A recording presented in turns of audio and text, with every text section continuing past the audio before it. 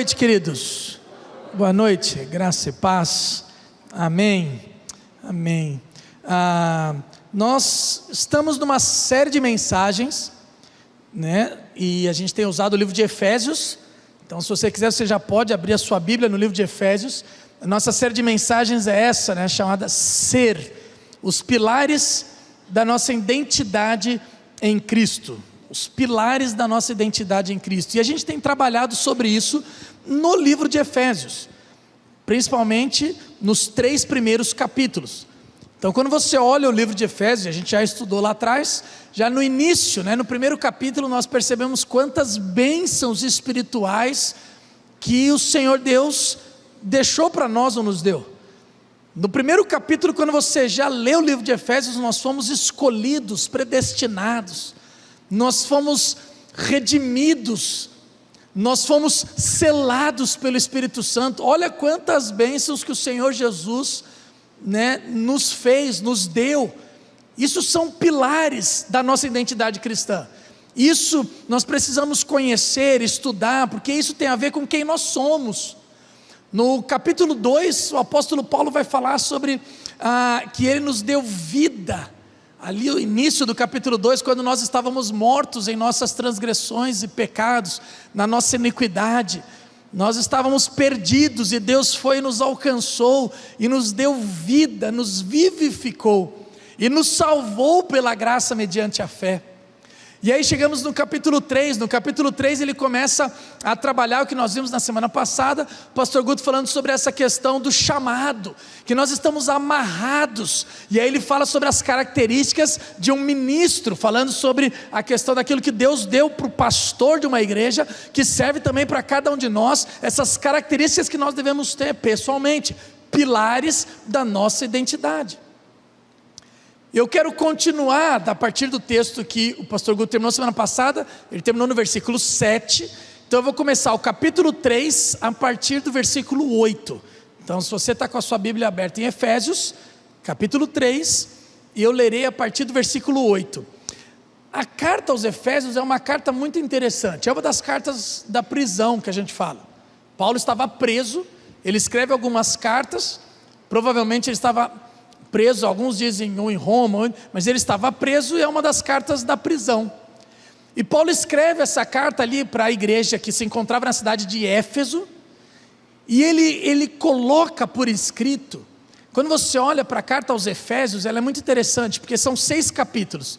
Os 3 primeiros são doutrina, os 3 primeiros são teoria, ensinamento, os 3 últimos são prática, a aplicação dessa doutrina. Então, se nos 3 primeiros ele vai falar sobre doutrina, ensinamento, teoria, aquela parte, né, estudo mesmo, 4, 5, 6, ele vai nos ensinar como que essa teoria vai surtir efeito na prática, como que essa doutrina se aplica no nosso dia a dia. Por isso que vai ter no capítulo 4, 5, 6 vários exemplos sobre relacionamento, sobre transformação de vida, sobre mudança de comportamento, sobre luta espiritual, sobre relacionamento pais e filhos, sobre relacionamento marido e mulher. E aí como que essa doutrina precisa ser aplicada no nosso dia a dia, na nossa prática. A cidade de Éfeso era uma cidade muito interessante. E eu creio que é uma cidade que tem muito a ver com os nossos dias hoje, porque era um comércio pulsante, ela era estrategicamente um ponto muito central do Oriente com o Ocidente, de muita passagem, então era um comércio pulsante. Tinha o templo de Diana de Éfeso, onde tinha as prostitutas cultuais, então tinha uma idolatria na cidade e uma imoralidade sexual muito forte também. Tinha a questão desse centro cultural, por ser uma cidade, uma das principais cidades do mundo da época, então tinha essa questão da intelectualidade, esse nível cultural elevado, e aí tem a ver com o que estava entrando dentro da igreja, porque tinha uma heresia, uma seita, o gnosticismo, que vem na palavra gnosco, que é eu sei, conheço, compreendo, a ideia de que você só pode crer naquilo que você consegue explicar ou entender. Se eu não consigo entender, eu não quero crer. Se eu não consigo entender, eu não aceito. Se eu não consigo racionalizar isso, eu não quero entrar nessa. E tem muita gente hoje que vive assim, querendo explicar Deus, querendo explicar a fé. E a gente sabe que tem coisa que não se explica, tem coisa que se crê. Fé não se explica, se vivencia. Você não vai explicar a Trindade, você não vai explicar a morte e ressurreição de Jesus, você não vai explicar cientificamente todos os milagres que Deus fez e Deus continua fazendo nos dias de hoje. Tem coisa que não se explica, se vive, se lança, se dá o primeiro passo e o mar se abre. Então esse era o contexto da cidade de Éfeso, e nesse contexto, que é muito semelhante quando a gente olha algumas questões, claro que guardadas as devidas proporções, mas muito semelhante do que nós enfrentamos hoje, numa sociedade pós-moderna, dentro desse contexto, que Paulo escreve para essa igreja, para entender qual que era a sua identidade, quais eram os pilares da identidade em Cristo Jesus. E aí eu preciso entender então o que eu sou, para saber o que eu devo fazer. E aí eu quero propor para nós, para essa reflexão, para esse trecho que me cabe, de Efésios capítulo 3, eu quero propor essa frase. Se tivesse um tema dessa mensagem, seria exatamente isso: quando eu sei quem eu sou, eu sei o que eu devo fazer. Quando sabemos quem nós somos, quando sabemos quem nós somos, eu sei, ou sabemos, o que devemos fazer. Isso serve para nós como igreja, isso serve para nós como indivíduos, pessoalmente. Quando eu sei quem eu sou, eu sei o que eu devo fazer. É sobre isso que Paulo vai falar. Efésios capítulo 3, então, a partir do versículo 8, ele diz assim: embora eu seja o menor dos menores de todos os santos, foi-me concedida esta graça, de anunciar aos gentios as insondáveis riquezas de Cristo, e esclarecer a todos a administração deste mistério, que durante as épocas passadas foi mantido oculto em Deus que criou todas as coisas. A intenção dessa graça era que agora, mediante a igreja, a multiforme sabedoria de Deus se tornasse conhecida dos poderes e autoridades nas regiões celestiais, de acordo com o seu eterno plano, que Ele realizou em Cristo Jesus nosso Senhor, por intermédio de quem temos livre acesso a Deus, em confiança pela fé nele. Portanto, peço-lhes que não desanimem por causa das minhas tribulações em seu favor, pois elas são uma glória para vocês. Quando Paulo fala sobre isso, Paulo está falando sobre quem ele era e sobre o que ele deveria fazer.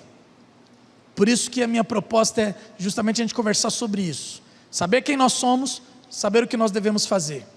E para facilitar, para dividir, até de uma forma didática, e para gravar melhor, eu separei 3 palavras que tem a ver com isso que o apóstolo Paulo fala nesse trecho.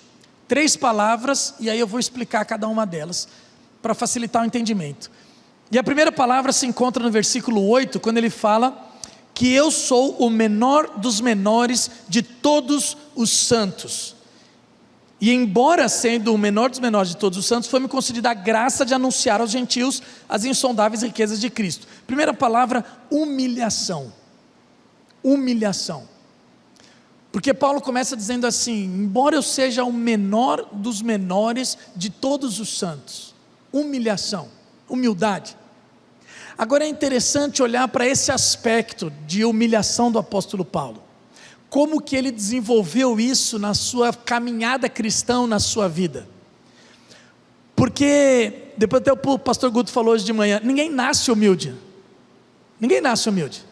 Você vai desenvolver isso, você vai aprender isso. E é interessante na vida do apóstolo Paulo, que quanto mais ele conhecia a Deus, quanto mais ele crescia no conhecimento e aprofundando o seu conhecimento em Cristo Jesus, mais ele se percebia humilde, ou mais ele se percebia necessitado de Cristo Jesus, dependente. Quanto mais ele conhecia a Cristo, mais ele percebia que ele não era nada. Quanto mais ele conhecia a Cristo, mais ele percebia que ele precisava de Jesus, porque ele não era merecedor de nada. Quanto mais ele conhecia a Cristo, mais ele percebia que ele precisava de perdão, de salvação, porque ele era sujo, porque ele era indigno, porque ele precisava de Cristo Jesus. A ideia é, quanto mais nós crescemos na nossa caminhada ou maturidade cristã, mais nós devemos ser humildes. Esse é o foco. E é interessante quando a gente olha para a vida do apóstolo Paulo. E aí eu quero olhar alguns textos, você acompanhar comigo. 1 Coríntios capítulo 15. Se você olhar só algumas páginas para trás, 1 Coríntios capítulo 15, versículo 9. E eu vou te mostrar o texto e a data que ele escreveu isso, para a gente perceber como ele cresce no seu conhecimento em Cristo Jesus e o que ele fala. 1 Coríntios capítulo 15 foi escrito mais ou menos entre 50 a 55 depois de Cristo. Então a gente precisa lembrar que Paulo não se converte na caminhada com Jesus, ele encontra com Jesus na estrada de Damasco. Então ele é aquele apóstolo nascido fora do tempo, filho nascido fora do tempo. Então é depois do ano 33 ou 36, 38 depois de Cristo, ele se converte depois. Aqui em 1 Coríntios ele está escrevendo no ano 50, mais ou menos por volta do ano 50 depois de Cristo. E ele diz assim: pois eu sou o menor dos apóstolos, e nem sequer mereço ser chamado apóstolo, porque persegui a igreja de Deus.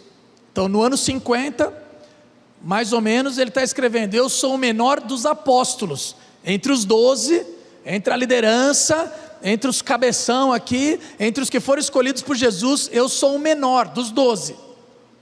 5 ou 7 anos depois, se encontra a carta aos Efésios, onde ele diz no texto que nós lemos, que eu sou o menor entre todos os santos.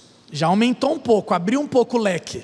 Então agora não é mais só da liderança, não é só mais dos 12, mas 5 ou 7 anos depois, caminhando um pouco no seu conhecimento de Cristo Jesus, na sua caminhada na fé, ele fala: opa, então aumentou, eu sou o menor de todos os crentes, de todos os santos, de todos os salvos, eu sou o menor. Caminhando um pouco mais, 1 Timóteo, bota aí também mais uns 5 ou 7 anos, 1 Timóteo já estamos em 65 depois de Cristo, por volta. 1 Timóteo no capítulo 1, no versículo 15, ele vai dizer assim: esta afirmação é fiel e digna de toda aceitação. Cristo Jesus veio ao mundo para salvar os pecadores, dos quais eu sou o pior. Algumas traduções falam: eu sou o principal. Jesus Cristo veio salvar os pecadores, do qual eu sou o pior. Percebe o desenvolvimento da maturidade de Paulo? No começo da sua vida cristã, falando: eu sou o menor dos apóstolos, nem sei se sou digno de ser chamado apóstolo, porque eu persegui a igreja de Cristo. Caminho um pouco mais, eu sou o menor de todos os santos. Caminho um pouco mais, eu sou o principal dos pecadores. Porque quanto mais nós conhecemos a Cristo, quanto mais nós nos aprofundamos nesse conhecimento do Senhor Jesus, mais nós nos conhecemos e percebemos que nós não somos nada. É isso que Paulo está querendo dizer. Por isso que a primeira palavra tem a ver com humilhação, porque mostra que o crescimento na fé deve gerar em nós essa humildade. Quanto mais nós somos maduros em Cristo Jesus, mais devemos perceber que o importante é que Ele cresça e que eu diminua. Quanto mais eu cresço na minha caminhada cristã, eu preciso entender que o foco não está em mim, o foco não está em pessoas, mas o foco está em Cristo Jesus. E aí eu lembrei do Márcio da Nelma. Quem é mais das antigas aqui vai lembrar o Márcio da Nelma, que era daqui, e aí foi para a Ágape, e eu brinco com ele, às vezes eu passo lá para tomar um café, eu gosto muito de carro, e agora ficou rico, né? Tem uns carros bons lá para ver, aí dá para entrar nos carros bons lá, que com essa garagem dele lá, eu vou lá para tomar uns cafés, ver os carros, e aí a gente fica brincando, e eu falo: pô, eu fiquei tanto tempo na Ágape, você era da IPI, agora eu estou na IPI, você vai para a Ágape. Mas o Márcio tem um negócio engraçado, que ele falava assim: tem crente que você não pode mexer alguma coisa, o cara subiu numa folha de sulfite, ele já te olha de cima para baixo, né? E o pior que é verdade, né? Infelizmente é verdade, nós vimos isso, nós presenciamos isso muitas vezes dentro da igreja. Tem gente que subiu numa folha de sulfite e já começa a mandar você de cima para baixo. Abraham Lincoln tem uma frase que fala: se quer conhecer de fato uma pessoa, dá-lhe poder, na igreja, infelizmente, no local onde a gente devia ter essa essência, esse pilar da nossa identidade, como a humilhação, esse pilar da nossa identidade de saber que nós não somos merecedores de nada, porque a graça de Deus nos salvou. O Evangelho não tem a ver com mérito, o Evangelho não tem a ver com o que eu posso fazer para Deus, mas o Evangelho tem a ver com alguém que fez por mim e por você. O Evangelho não tem a ver com o ser humano, o Evangelho tem a ver com a obra de Cristo na cruz, que nos salvou, que nos resgatou, que o pastor Guto falou semana passada, que nos amarrou nele. Paulo está dizendo, ele está amarrado em Cristo Jesus, amarrado nessa vocação. Não tem a ver conosco, tem a ver com o que Ele fez por nós. E é justamente essa ideia. Inclusive Paulo significa pequeno, pequeno. Paulo está entendendo, eu sou o pequeno dos pequenos, eu sou o menor de todos os santos. Nós precisamos entender isso, que nós não temos mérito algum. E aí eu estava lembrando que uma vez trouxeram para mim um camarada que era muito envolvido no alto escalão do PCC, e aí teve todo o envolvimento, ele queria sair, queria se converter, queria entender isso. Trouxeram ele no gabinete, falaram, pastor, está aqui, eu não sabia o que fazer. E aí ele queria contar as coisas. Não, pastor, falou, pelo amor de Deus, não conta, não quero nem saber, não conta. Mas enfim, no final das contas, eu comecei a evangelizar, comecei a explicar sobre a questão do plano da salvação, coisa básica. E ele virava para mim e falava, pastor, não, eu não mereço isso. E eu falava, não, ninguém merece. A gente não está no começo, né, parece que é resposta, não, ninguém merece, não, porque isso é a fé, isso é o evangelho. Ele falou, não, o senhor não está entendendo, eu não mereço isso. E aquilo começou a me chamar a atenção. Ele falou, você não tem noção de que eu não mereço, não, isso aqui não é para mim. E aí eu comecei a pensar, eu falei, não, é agora que você que entendeu. Na real, é você que entendeu. Se todo mundo na igreja, e aí eu falo de forma geral, se todo mundo na igreja tivesse esse tipo de compreensão. Porque na verdade o que me difere de um camarada assim, o que me difere de um assassino, o que me difere de um estuprador, é somente a graça de Deus, mais nada. Nós não somos em nada diferente das pessoas que estão lá fora. Por isso que a Bíblia fala que a gente não tem que julgar, que a gente não tem que... Nós não temos em nada diferente, porque a ideia é humilhação. Isso deve ser um pilar da nossa identidade, de quem nós somos. E aí eu fico pensando, quantas e quantas vezes a gente tem aqui o Projeto Belém, quantas e quantas vezes nós já ouvimos, eu não estou falando aqui da igreja, de forma geral, quantas e quantas vezes nós já ouvimos pessoas falando assim, mas você vai trabalhar, vai dar marmita para o pessoal da rua, porque só tem bandido, alcoólatra, drogado, só tem vagabundo, vocês ficam andando e eles vão vender, eles vão trocar por drogas, eles vão fazer isso ou aquilo. Porque no fundo a gente tem a ideia de meritocracia, a gente tem a ideia de que a gente foi bonzinho, a gente fugiu da tentação, a gente não aprontou o que os outros aprontaram, porque eu acordo para vir na igreja, ou eu venho domingo à noite, e eu vou numa célula durante a semana, eu faço por merecer, é como se eu merecesse o amor de Jesus, como se eu merecesse o sacrifício de Jesus na cruz. Nós não merecemos nada. Nós não somos em nada diferente do mendigo que está na rua, de um drogado, do bêbado, do alcoólatra. Nós não somos em nada diferente daqueles que batem em mulheres, daqueles que são assassinos. Nós não somos diferentes em nada disso. A única diferença é a graça de Deus que me alcançou e te alcançou. Por isso que Paulo entende isso. E quando Paulo entende isso, ele fala, eu sou o pior de todos os pecadores. Eu sou o pior de todos os pecadores, eu sou o menor dos menores de todos os santos, mas existe uma graça, e essa graça que me alcançou, me dá uma tarefa, e aí vem a segunda palavra. Se a primeira é humilhação, a segunda palavra é proclamação, e a segunda palavra tem a ver com o que nós devemos fazer. Aí lembra da frase? Porque quando sabemos quem nós somos, nós sabemos o que devemos fazer. Quando eu sei quem eu sou, eu sei o que eu devo fazer. E a segunda palavra tem a ver com como Paulo sabia quem ele era, sabia como ele foi alcançado, sabia que ele não merecia nada disso, mas ele sabia que ele tinha uma tarefa. E por que eu falo proclamação? Se você passar os teus olhos, Efésios capítulo 3, no texto que nós lemos, a partir do versículo 8, Percebam quantas expressões vão trazer essa ideia de proclamação, da tarefa que Paulo entendia que ele estava amarrado, como nós vimos na semana passada, preso a essa vocação, a esse chamado. Olha o versículo 8: embora eu seja o menor dos menores de todos os santos, foi-me concedida essa graça de anunciar aos gentios as insondáveis riquezas de Cristo. Não só anunciar, ele fala a esclarecer, olha a proclamação, esclarecer a todos a administração deste mistério, que durante as épocas passadas foi mantido oculto em Deus, que criou todas as coisas. A intenção dessa graça era que agora, mediante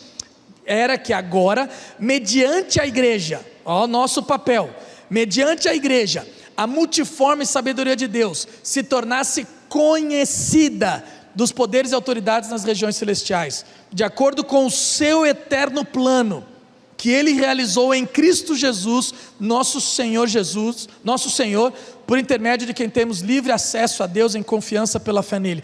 Olha quantas expressões que traz essa ideia de proclamação.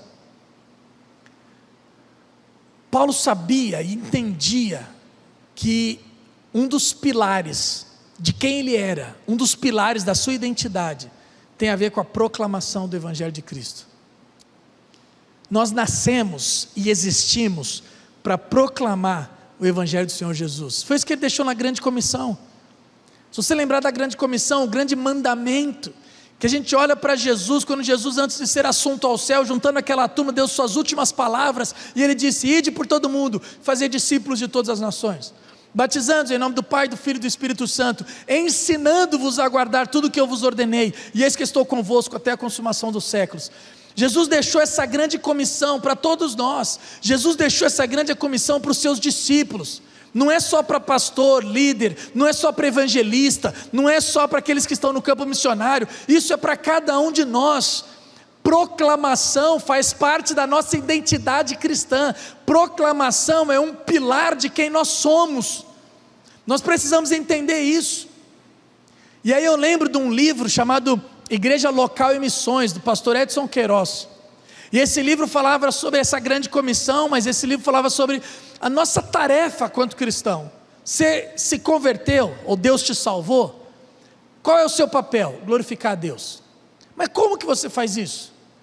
Como que você glorifica a Deus? E ele trabalhava em cima disso. A tese do livro era: nós nascemos e existimos para glorificar a Deus, e nós fazemos isso através do cumprimento da grande comissão. Nós nascemos e existimos para a glória de Deus. Você existe para a glória de Deus, para glorificar a Deus, e você faz isso na prática, cumprindo o propósito que Ele deixou para cada um de nós, obedecendo a sua palavra, que diz: ide por todo mundo e pregar o Evangelho a toda criatura. Proclamação faz parte de quem nós somos, porque quando eu sei quem eu sou, eu sei o que eu devo fazer. Por isso, humilhação e proclamação. E aí não tem como a gente não se perguntar, fazer uma autorreflexão: você tem evangelizado as pessoas aí fora? Difícil perguntar isso, parece que está meio fora de moda falar sobre isso, né? Ah, mas eu evangelizo com a minha vida. Não, mas eu faço aqui. Aí as pessoas vão perguntar: você tem proclamado a palavra de Deus? Você tem evangelizado as pessoas ao seu redor? Porque isso é entender a nossa identidade, é saber que onde estivermos durante a semana, onde estivermos, se tiver gente na faculdade, se tiver alguém da primeira IPI numa faculdade, é um agente de transformação para proclamar o Evangelho de Cristo. Se tiver alguém numa empresa, independente do cargo, se é chão de fábrica, se é o dono da empresa, qualquer local é um agente de transformação para proclamar o Evangelho de Jesus Cristo. Se tiver alguém em qualquer área de lazer, vai jogar um futebolzinho, vai jogar um vôlei, vai jogar um basquete, vai na piscina, no clube, qualquer lugar, ali estando alguém da primeira IPI, é um agente de transformação para proclamar o Evangelho de Cristo, porque isso faz parte da nossa identidade, isso faz parte de quem nós somos. Essa é a ideia. Por isso que quando a gente monta a ONG, tem gente que fala assim, e eu trabalho muito essa questão social, gosto disso, e aí fala assim: mas você vai montar a ONG para evangelizar? Não, a gente não monta a ONG para evangelizar. E quando a gente monta a ONG, ou um projeto assim, ou o projeto Belém, você vai dar para morador de rua, fala assim, a grande pergunta de igreja é, mas quantas pessoas se converteram? Quantas pessoas vieram para a igreja? Quantas pessoas, a gente fica sempre pensando assim, eu falo assim, nós não criamos ONG para trazer pessoas para a igreja. Nós criamos ONG, nós fazemos o Belém, nós fazemos outros projetos para trazer dignidade ao ser humano, tanto no Argolo Ferrão, no Maracá, aonde nós estamos, nós fazemos isso para trazer dignidade ao ser humano, porque aquelas pessoas são imagem e semelhança de Cristo. Deus os criou à imagem e semelhança de Deus, e nós saímos e fazemos ações para trazer dignidade ao ser humano. Mas vocês não evangelizam? Opa, peraí, é diferente. Eu evangelizo. Porque eu evangelizo, porque isso faz parte da minha identidade, aonde eu tiver, o Juliano Pereira Freire, CPF e RG, lá vai evangelizar, porque isso faz parte de quem eu sou. Eu não monto uma ONG para trazer pessoas para a igreja, mas quando eu piso lá no Argolo, quando eu piso no Maracá, quando a gente vai no Belém na rua, quando eu estou em qualquer outro lugar, se eu vou na oficina arrumar o carro, eu vou evangelizar, porque isso faz parte de quem eu sou. Se cachorro aceitasse Jesus, eu evangelizava minha cachorra também. Se o poste aceitasse, porque é isso, é quem nós somos. A gente precisa falar de Jesus, porque se isso está em você, se você entendeu que Deus te alcançou, se você entendeu que Deus te salvou, que você não merecia nada disso, você entende que você precisa passar isso para frente. E aí, por fim, a última palavra. Se a primeira é humilhação, a segunda proclamação, a terceira tem a ver com o conteúdo dessa proclamação. Qual que é a mensagem dessa proclamação? A terceira palavra é reconciliação. Humilhação, proclamação e reconciliação. Porque quando a gente olha para o apóstolo Paulo, nós percebemos que esse é o grande tema do apóstolo Paulo. Essa ideia do livre acesso, e ele usa aqui em Efésios depois, versículo 11 ou 12, essa questão do livre acesso. Nós temos livre acesso, onde a gente entra na presença de Deus com ousadia e com confiança, ele usa em Efésios. Eu acho que essas três palavras são fundamentais para a gente entender essa mensagem do apóstolo Paulo, que é acesso, ousadia e confiança. Quando ele fala de livre acesso, gente, acesso, essa palavra tem a ideia de liberdade de entrar na presença do Pai. Essa liberdade que nós temos. E aí para o judeu da época, claro que Paulo é o apóstolo dos gentios, mas quando ele fala, até quando ele fala desse mistério, qual que é esse mistério? Toda vez que Paulo usa essa palavra mistério, ele está dizendo da igreja. A igreja de Jesus que uniu judeus e gentios. A igreja de Jesus que une todo mundo, que não tem mais grego ou bárbaro, servo ou escravo, homem ou mulher, mas judeus e gentios todos juntos, unidos numa igreja, num corpo de Cristo, do qual Jesus é o cabeça. E ele, quando ele fala, ele vai dizer assim, que todos nós agora temos livre acesso. Isso era estranho até para um judeu. Falava, que história é essa? Porque quando ele fala livre acesso, a gente tem que lembrar do que ele está querendo dizer. Livre acesso, gente, à presença do Pai, ele traz a ideia, para um judeu principalmente, olhando para o Antigo Testamento, a ideia do tabernáculo. Lembra a ideia do tabernáculo? O tabernáculo era o símbolo que trazia a presença de Deus no meio do povo. Tabernáculo no deserto, com a coluna de fogo e a nuvem, que trazia a presença de Deus no meio do povo. E lá no tabernáculo tinha as divisões, e tinha o santo lugar, e tinha uma cortina que separava do santo dos santos, o santo lugar e o santo dos santos. E nesse santo dos santos, onde ficava a arca da aliança, onde era sacrificado o cordeiro, sem defeito, sem mancha, sem mácula, uma vez por ano, para perdoar, para expiar os pecados de toda a nação. E justamente em cima da arca da aliança, onde tinha o propiciatório. Essa palavra é literalmente local onde a ira de Deus era apaziguada.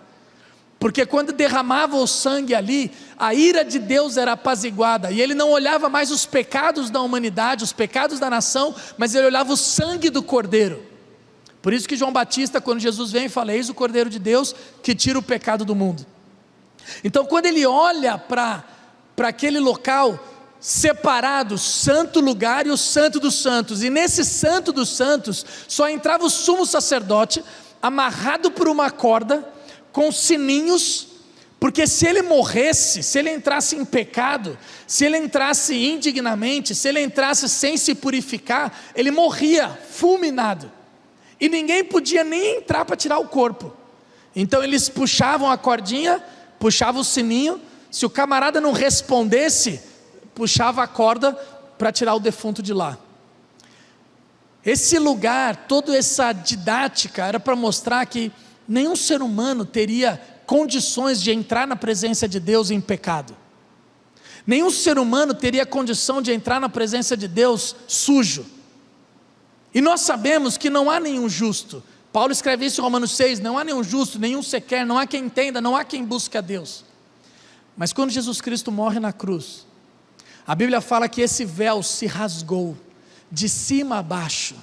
E por isso que o autor de Hebreus depois vai dizer que nós temos livre acesso a esse local do Santo dos Santos, e rasgou de cima a baixo, para dizer que não é de baixo para cima, não é do ser humano partindo uma ação para chegar nesse local, mas é de cima para baixo, para mostrar que só Deus poderia fazer isso, só Deus poderia abrir esse acesso, só Deus poderia dar essa abertura, e hoje eu e você temos livre acesso.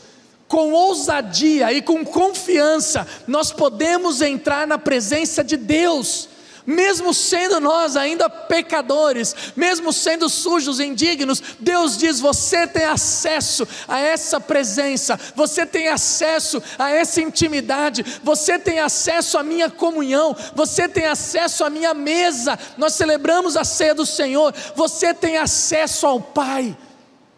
Isso é reconciliação. E isso o apóstolo Paulo entendia tanto, porque ele sabia de onde ele tinha vindo, ele sabia o que ele tinha feito, ele sabia dos seus atos pecaminosos, da maneira que ele perseguiu a igreja do Senhor. Ele se sentia indigno, mas ele entendeu que Deus em Cristo Jesus o reconciliou de volta. Essa é a nossa mensagem, gente. Essa é a nossa mensagem. Olha o poder e a profundidade da nossa mensagem. Nós podemos sair por aí dizendo para as pessoas que em Cristo Jesus você pode se reconciliar com Deus. Você não vai ser feliz enchendo a poupança de dinheiro e achando que o dinheiro vai te trazer felicidade. Você só será feliz se você se reconciliar com o Criador, com Deus Pai. Você não vai ser feliz se largando para todo homem e mulher que aparece, no relacionamento sexual, no prazer da carne. Você não vai ser feliz se lançando para isso, tentando suprir sua carência emocional. Você só vai ser feliz se você se reconciliar com Deus Pai, se você se reconciliar com o Criador. Você não vai ser feliz se você for conhecido com fama, poder, status, cargos, títulos. Você não vai se preencher com isso, porque você só vai se preencher quando você se reconciliar com o seu Criador, se reconciliar com Deus Pai. Essa é a nossa mensagem. É isso que ele fala, quer ver? 2 Coríntios capítulo 5, Paulo fala sobre isso, e ele mostra até que isso é um ministério que nós temos. 2 Coríntios capítulo 5, a partir do versículo 14, eu vou ler desde o 14, que esse texto vale a pena.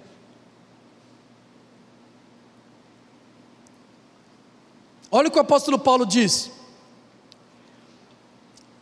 pois o amor de Cristo nos constrange, porque estamos convencidos de que um morreu por todos, logo todos morreram, e ele morreu por todos, para que aqueles que vivem já não vivam mais para si mesmos. Ou seja, se você é nascido de novo, Deus já te resgatou e te deu vida. Ele não te deu vida para você viver para si mesmo. Ele não te deu vida para você viver para si mesmo, mas Ele te deu vida para que você viva, mas para por aqueles que por eles morreu e ressuscitou.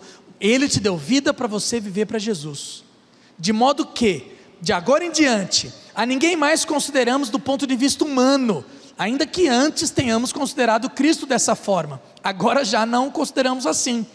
Portanto, se alguém está em Cristo, é nova criação. As coisas antigas já passaram, eis que surgiram coisas novas. Tudo isso provém de Deus, que nos reconciliou consigo mesmo por meio de Cristo, e nos deu o ministério da reconciliação. Ou seja, que Deus em Cristo estava reconciliando consigo o mundo, não levando em conta os pecados dos homens, e nos confiou a mensagem da reconciliação. Portanto, somos embaixadores de Cristo, como se Deus estivesse fazendo o seu apelo por nosso intermédio. Por amor a Cristo lhes suplicamos, reconciliem-se com Deus. Olha que profundidade. Queridos, nós somos embaixadores de Cristo, como se Deus estivesse fazendo esse apelo por nosso intermédio. Olha o que Paulo entendeu. Ele está dizendo como se você fosse esse boca de Deus, dizendo para o mundo: mundo, pessoas, familiares, amigos, se reconciliem com Deus. A nossa mensagem é a mensagem da reconciliação, e a gente precisa sair gritando para todo mundo: gente, se reconciliem com Deus. Nós estamos vivendo os últimos dias, Jesus se aproxima, Jesus está voltando, e o nosso papel enquanto igreja é anunciar a todas as pessoas a mensagem da reconciliação. Porque quando Jesus Cristo morreu no madeiro, morreu numa cruz, Ele morreu para te reconciliar com Ele. Se você está aqui, glória a Deus, você se reconciliou com Ele, espero. Se você está aqui, é porque você está nesse processo de reconciliação com Ele. Mas quantas pessoas não estão aqui? Quando a gente fala de crescimento de igreja, nós não queremos crescer a igreja por números.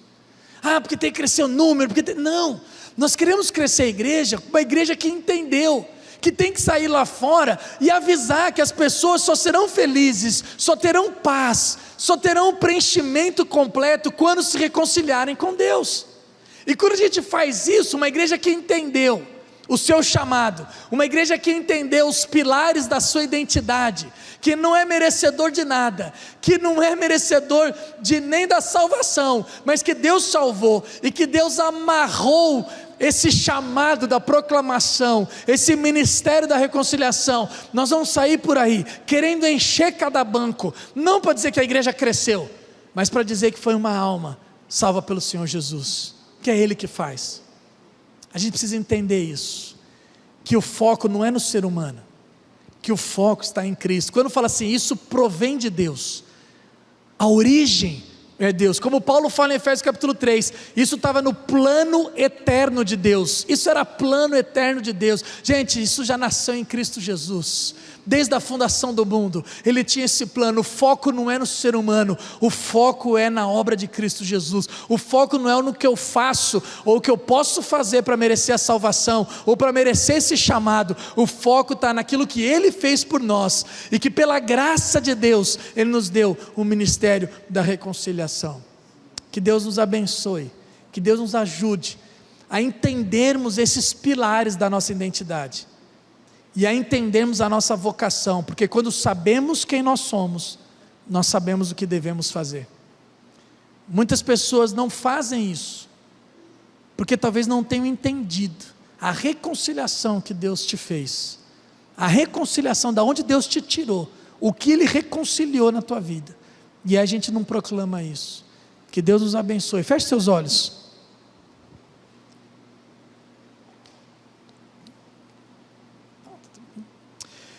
Deus, em nome de Jesus, muito obrigado, Pai, pela Tua palavra, pelo Teu desafio, pela maneira que o Senhor inspirou o apóstolo Paulo a escrever essas cartas, principalmente essa carta de Efésios, Pai. Obrigado porque isso mexe conosco, nos desafia, nos incentiva, nos consola, mas também nos incomoda.